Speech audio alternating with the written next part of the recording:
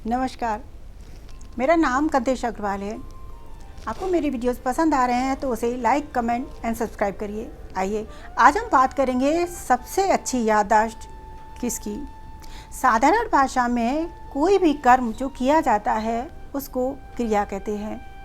वो क्रिया जो ना सिर्फ शरीर द्वारा मन और वाणी से भी जो कर्म किया जाता है उसे कर्म कहते हैं। सबसे अच्छी याददाश्त होती है कर्मों की। Karma has a excellent memory power. आप वो पाने के लिए हमेशा तैयार रहिए जो आपने ज़िंदगी भर दूसरों को बांटा है। कर्मों के कारण ही इंसान कई जन्म मरण के चक्करों में फंसता है। आज हम जो भी सुख या दुख भुगतते हैं वो सिर्फ कर्मों के कारण ही भुगतते हैं। किसी भी गलत कर्म का फल किसी भी अच्छे फल से नहीं काटा जा सकता है। गलत कर्म का फल गलत भुगतना पड़ता है और अच्छे कर्म का फल अच्छा भुगतना पड़ता है। किसी भी कर्म के फल से मुक्त होने का उपाय है सिर्फ और सिर्फ ज्ञान और ध्यान। ज्ञान और ध्यान जब इंसान पाता है तभी इंसान सारे कर्मों के बंधन से मुक्त हो पाता है। इसके बिना कोई भी ऐसा कोई चीज़ नहीं है जिससे इंसान किसी भी बंधन से मुक्त हो सके। एक बार एक व्यक्ति गुरुजी के पास आया और बोला, मुझे कोई एक ऐसी चीज़ बताओ जिससे मैं दुखों से मुक्ति पा सकूं। गुरुजी बोले, उसने बहुत छोटे शब्दों में बहुत बड़ी बात कह दी थी कि इस दुख रूपी जीवन में उसी से मुक्ति का उपाय पूछा। गुरुजी बोले, ठीक है, मैं तुम्हें उपाय बताऊंगा। तुम किसी एक व्यक्ति का जूता लेकर आओ जो बिल्कुल सुखी हो। बोला, बड़ा आसान है, मैं किसी बहुत सारे व्यक्ति सुखी हैं, मैं उनका जूता ले आऊँगा। वो गया एक के घर में, तो वहाँ बोला, तुम बहुत सुखी लगते हो, तुम्हारा परिवार अच्छा है, गाड़ी है, परिवार सुखी है। वो व्यक्ति बोला, काहे का सुखी, मेरे जैसे नरक ज़िंदगी किसी की होगी नहीं। मैं तो अपने पड़ोसी की वजह से बहुत दुखी हूँ, किसी ना किसी बहाने से झगड़ा कर देता है। बोले, तुम सुखी नहीं? बोला, नहीं। वो दूसरे घर में गया, बोले, तुम बहुत सुखी लगते हो, सुखी हो? बोला, नहीं, मेरी पत्नी रोज़ किसी ना किसी बात पे झगड़ा करती है, मैं दुखों से ज़िंदगी से परेशान हो गया हूँ, मैं तो खुद संन्यास लेने की सोच रहा हूँ। बोले, तुम बिल्कुल सुखी हो? नहीं। ऐसे करके वो तीसरे, चौथे, पाँचवें, छठे हज़ारों घर में गया। कोई पति की वजह से दुखी था, कोई पत्नी की वजह से, कोई बच्चे की वजह से, तो कोई पड़ोसी की वजह से, कोई धन की वजह से, किसी न किसी कारण से हर व्यक्ति दुखी था। उसे किसी भी सुखी व्यक्ति का जूता तो नहीं मिला, बल्कि वो जो अपने जूते पहना हुआ था, चक्कर लगाते लगाते उसके पहने हुए भी जूते घिस गए। थक हार के वो शाम को गुरुजी के पास आया और बोला, गुरुजी, मुझे कोई भी व्यक्ति सुखी नहीं मिला। गुरुजी बोले, लोगों के दुख का कारण क्या है? तब उसने बताया, कोई पति से दुखी है, कोई पड़ोसी से, कोई पत्नी से, तो कोई बच्चे से, कोई माता पिता से, तो कोई किसी से। तब गुरु ने बताया कि तुम्हें दुख का कारण पता चला? बोले, क्या? बोले, दुख का कारण है इंसान की भावना दूसरों के ऊपर आधारित है।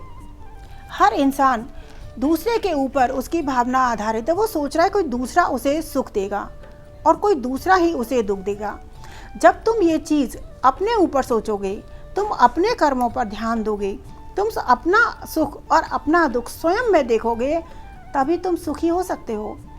थोड़ा डिटैच होकर। जब बहुत ज़्यादा अटैचमेंट किसी से रखते हो, सारे दुख का कारण इंसान का मोह है कि कोई दूसरा उसे सुखी या दुखी कर रहा है। तुम जब दूसरे से थोड़ा डिटैचमेंट रखोगे तभी तुम सुखी या दुखी हो सकते हो। तुम्हारे सुख और दुख का कारण दूसरा नहीं, तुम स्वयं हो। तब शिष्य बोला, गुरुजी, ये बात तो आप मुझे सुबह भी बता सकते थे, आपने इतने सारे चक्कर क्यों लगवाए? तब गुरुजी बोले, बालक, ये बात यदि मैं तुम्हें सुबह बताता तो तुम्हें ये बात सुबह कभी समझ में नहीं आती, क्योंकि सत्य आसानी से बचता नहीं है। सत्य किसी की समझ में नहीं आता। यदि ये बात सुबह मैं तुम्हें बताता तो तुम्हें सुबह ये बात कभी समझ में नहीं आती, और जब ये बात मैं तुम्हें अब बताई है, अब तुम इस बात को कभी भूलोगे नहीं। ये जीवन की यात्रा तुम्हारी है, तुम्हें ये यात्रा पूरी करनी है, और सही कर्म ही तुम्हें मंजिल तक पहुंचा सकते हैं। इंसान सबसे ज़्यादा पाप करता है जुबान से। जुबान वो तेज़ धार वाली तलवार है जो बिना खून बहाए इंसान का कत्ल कर देती है। सही कर्म इंसान की योग्यता निखरती है कर्मों से। जन्म से हर व्यक्ति शून्य होता है। जब इंसान करवट बदलता है तो सिर्फ दिशा बदलती है, और जब वक्त करवट बदलता है तो दशा बदल जाती है।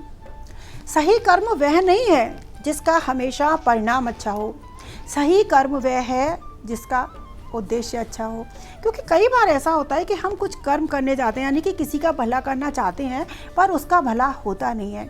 लेकिन हमारी क्योंकि इंटेंशन अच्छी, हमारा उद्देश्य अच्छा होता है, इसलिए वो हमारा अच्छा कर्म माना जाता है।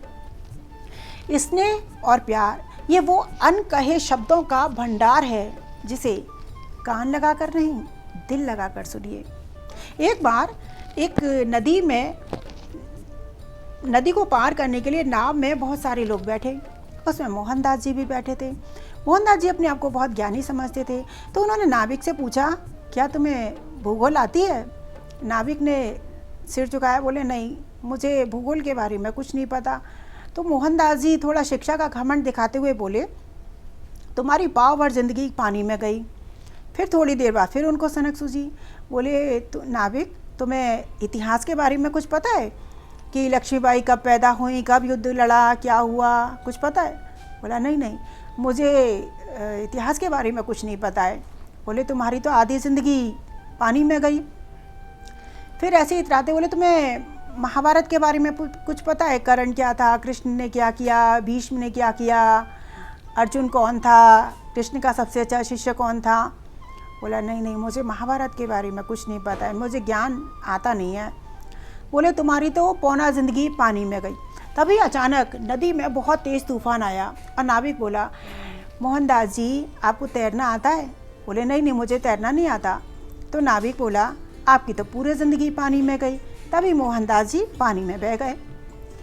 ज्ञान हमेशा कोई भी विद्या ना किसी को नीचा दिखाने के लिए होती है और ना ही किसी का अपमान करने के लिए होती है। विद्या हमेशा किसी भी समस्या का समाधान करने के लिए होती है।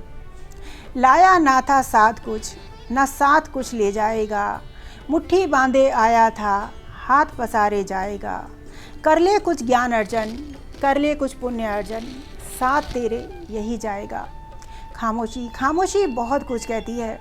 जहाँ पर शब्द ना मिले वहाँ पर आप पूरी तरह से खामोश हो जाइए, तभी इंसान काफ़ी ज़्यादा सुखी और आनंदित हो सकता है। कभी भी किसी के दूसरे के बुरे व्यवहार के कारण अतीत में जाकर ये सोचने से अच्छा है कि अतीत में जाकर आप दुखी हो कि उसने मेरे साथ बुरा करा। किसी दूसरे के बुरे व्यवहार के कारण अतीत में जाकर दुखी होने से लाख गुना अच्छा है कि आप सकारात्मक होकर ये सोचें कि आपने कितनी मंजिल तय कर ली है, आप कहाँ आ गए हैं। सकारात्मक होकर सोचिए। सारे गिले शिकवे भूल जाइए, पुरानी बातें सारी भूल जाइए। ज़िंदगी का सबसे बड़ा सार यही है कि समय सबसे बड़ा उपदेशक है। समय से बड़ा लेखक कोई नहीं। समय आने पर हर इंसान को अपने कर्मों का फल मिलता है। हर इंसान समय आने पर अपने हर कर्म का फल भुगतता है और हर कर्म का फल उसे किसी न किसी तरह मिल ही जाता है। ये संसार में कभी भी अहंकार नहीं करना चाहिए। इंसान को कभी ये नहीं सोचना चाहिए कि मैं नहीं होता तो तेरा क्या होता। इंसान को ये हमेशा याद रखना चाहिए, ताश की गड्डी में जोकर खो जाने पर, कोई एक ताश का पत्ता खो जाने पर लोग जोकर को भी बादशाह बना देते हैं। इसलिए कभी भी अहंकार नहीं करो कि मैं ना हूँ तो तेरा क्या होगा। कभी भी ज़िंदगी में अहंकार मत करिए और हमेशा सही कर्म करते हुए थोड़ा भी भगवान का भजन और ध्यान करेंगे तो आपका कल्याण होगा और आपका जीवन बड़ी आसानी से निकल जाएगा। धन्यवाद। आज के लिए इतना ही।